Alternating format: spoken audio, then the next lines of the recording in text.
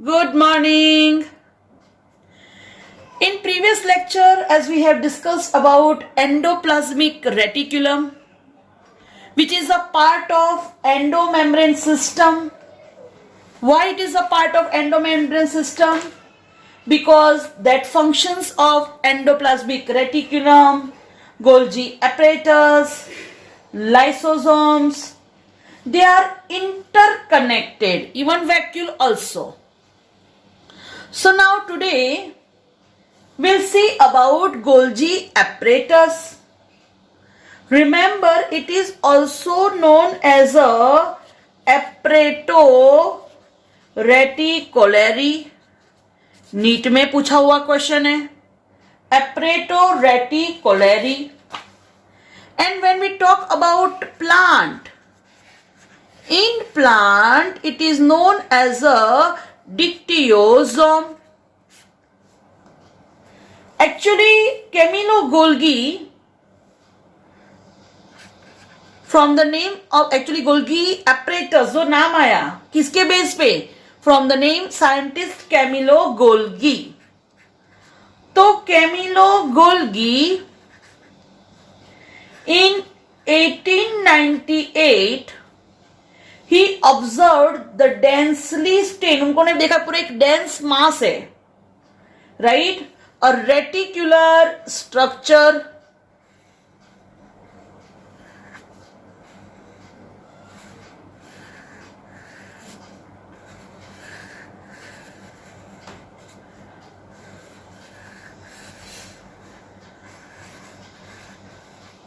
तो पूरा एक नेटवर्क देखा, बट वो डेंस मतलब कि थोड़ा नजदीक सारे बॉडीज थे, मतलब ये जो सिस्टर नहीं थी थोड़ी नजदीक आई हुई थी, और उसकी बेस पे उन्होंने इनका नाम दिया Golgi apparatus.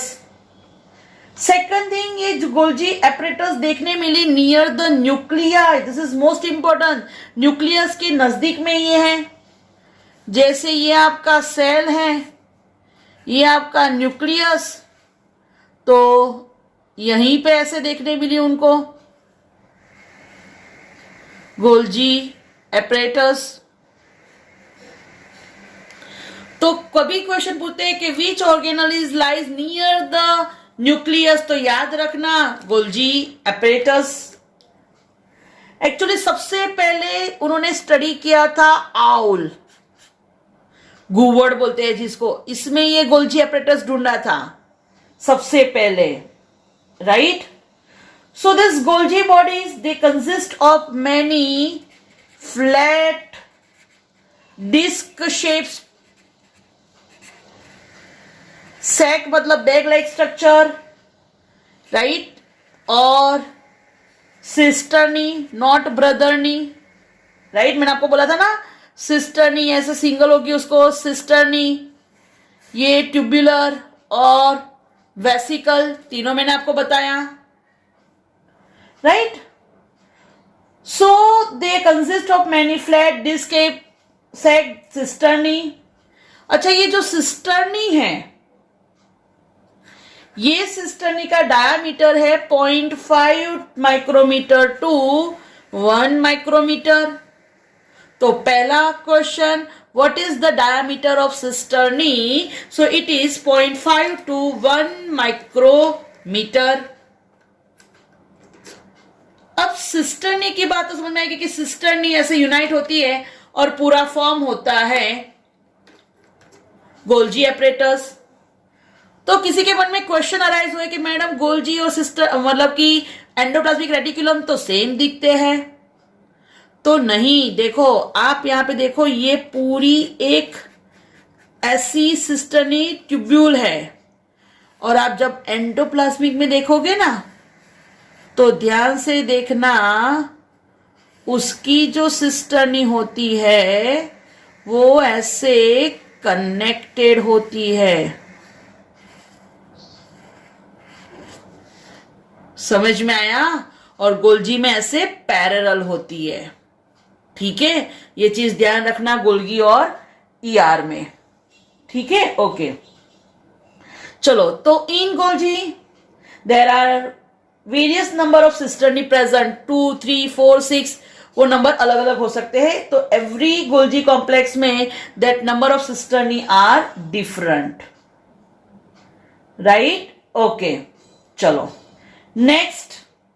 Most important, as the cisternae are arranged in Golgi, the Golgi cisternae are concentrically arranged near the nucleus.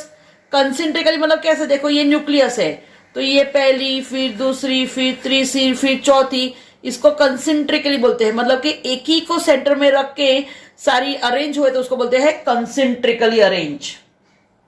Right? अब ये जो सिस्टर्नी है उसमें उसका जो कॉन्वेक्स फेज है, कॉन्वेक्स, राइट? तो ये कॉन्वेक्स फेज है, उसी को सीस बोलते हैं.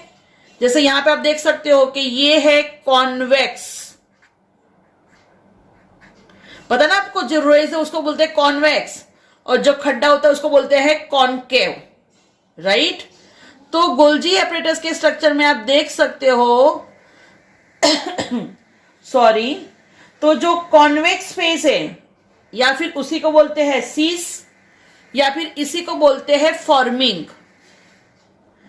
तो ये आपका न्यूक्लियस, ये गोल्जी,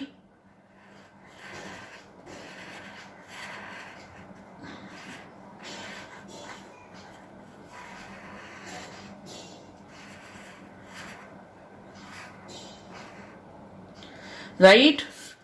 तो ये जो फेस है वो कॉन्वेक्स, या फिर इसी को बोलते हैं सीस फेस, और या फिर फॉर्मिंग फेस. क्यों फॉर्मिंग?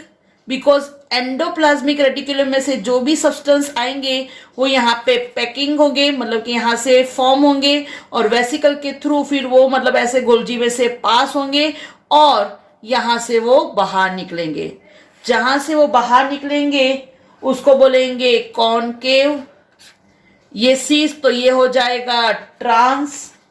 ये फॉर्मिंग फेस है, तो ये हो जाएगा मैच्योरिंग फेस. राइट? ये सीस फॉर्म जो कॉन्वेक्स है, फॉर्मिंग क्योंकि प्रोटीन्स यहां से एंटर होंगे, और फिर प्रोटीन में जो भी मॉडिफिकेशन बाकी है, जैसे फिलहाल इतने प्रोटीन ऐसे एंटर हुए, बट ये प्रोटीन का मॉडिफिकेशन बाकी है, टर्सरी स्ट्रक्चर बनाना है, तो वो सारी प्रोसेस होगी कहां पे? With in Golgi apparatus. और फिर ये जो कॉनकेव फेस है, जो ट्रांस फेस है, जिसको मैच्योर फेस बोलते हैं. क्यों? क्योंकि वहीं से वो मैच्योर वेसिकल बाहर निकलेगी. Right? This is known as the mature face. तो सबसे इंपॉर्टेंट चीज ध्यान रखनी है कि ये जो गोल्जी एपरेटस है उसमें पैकेजिंग का फंक्शन होता है. यहां से जो भी प्रोटीन निकले वो पैकिंग हो गए कहां पे? गोल्जी एपरेटस में.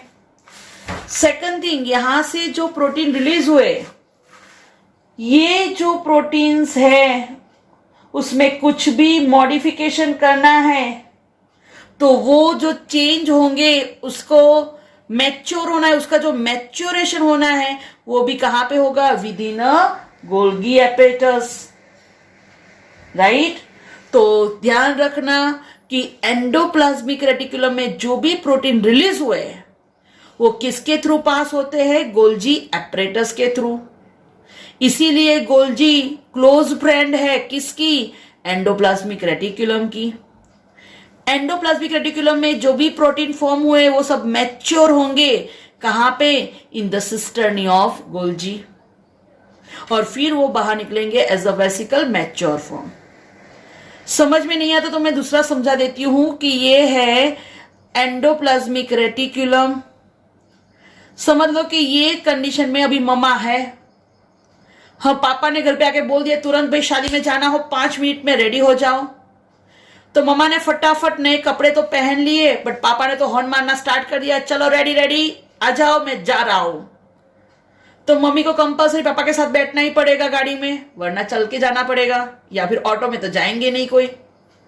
तो मम्मा ने क्या किया कि बस इतना रेडी थे, फटाफट नए कपड़े पहन लिए, नए चप्पल पहन लिए और मम्मी अपना मेकअप बॉक्स लेके बैठ गए गाड़ी में। अब पूरे वे में पापा भले गाड़ी चलाएंगे बट मम्मी अपनी लिपस्टिक, अपनी नेल पॉलिश, अपना कोम करना, अपने रिंग्स पहनना, वॉच पहनना, सारा काम यहाँ पे कर देंगे और फिर आ गया आपका डेस्टिनेशन, शादी वाले घर पे पहुंच गए। तो आप देख सकते हो कि मम्मा यहाँ पे रेडी नहीं थी बट उनका जो भी काम बाकी था, प्रिपेयर होना, रेडी होना, उन्होंने ये ड्यूरेशन में किया। On way, same way endoplasmic reticulum में से जो भी प्रोटीन निकलते हैं वो मैच्योर होते हैं गोल्जी एपरेटस में। क्लियर? ओके।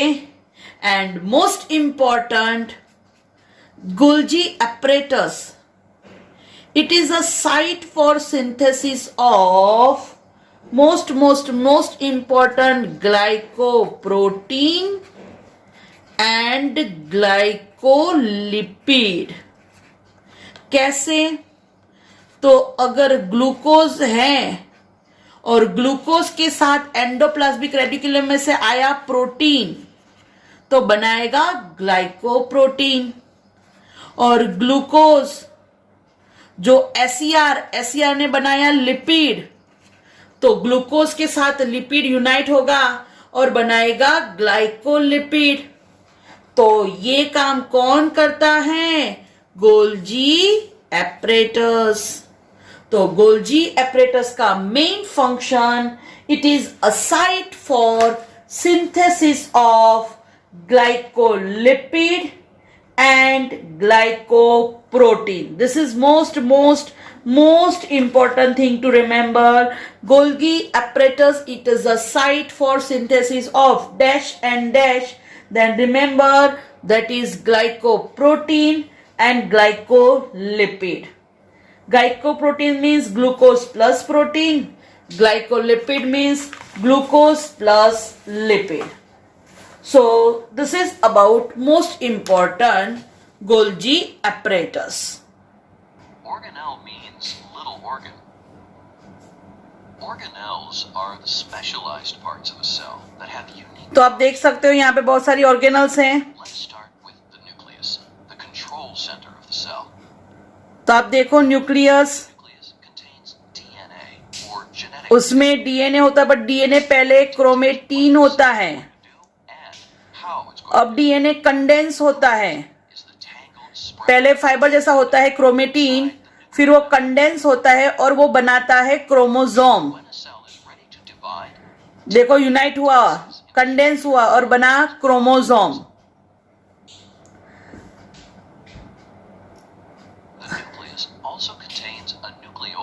ये है न्यूक्लियोलस। पता है वो क्या बनाता है? देखो बनाए बहुत सारे ribosome.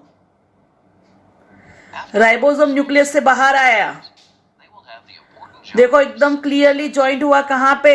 Endoplasmic reticulum. Outside the nucleus, the ribosomes and the rest of the organelles float around in cytoplasm, which is the jelly like. बाहर साइटोप्लाज्म में, राइबोसोम साइटोप्लाज्म में भी फ्री होते हैं। Ribosomes may wander freely within the cytoplasm or attach. और attach भी होते हैं एंडोप्लाज्मिक रेटिकुलम के साथ, और कुछ राइबोसोम फ्री होते हैं। अब जिसके साथ राइबोसोम है उसी को बोलेंगे आरईआर, तो दूसरी हो जाएगी एसईआर, स्मूथ एंडोप्लाज्मिक रेटिकुलम। जैसे ये बना प्रोटीन, प्राइमरी स्ट्रक्चर आप देख सकते हो। तो राइबोसोम ने प्रोटीन सिंथेसिस कर दिया। अब देखो ये वेसिकल में पैक होके बाहर निकली, देख सकते हो बहुत सारे वेसिकल्स ऐसे निकल रहे हैं एंडोप्लाज्मिक रेटिकुलम में से। गए कहां पे? गोल्जी एपरेटस में। गोल्जी एपरेटस में जैसे गया, देखो अब देखो उसका मॉडिफिकेशन हो रहा है। देखो फटाफट पूरा स्ट्रक्चर चेंज हो गया, टर्सरी स्ट्रक्चर बन गया। अब किसी के साथ ज्वाइंट होना तो ज्वाइंट हो जाएगा, ग्लाइकोप्रोटीन, और यहाँ पे लिपिड के साथ ज्वाइंट हुआ तो ग्लाइकोलिपिड।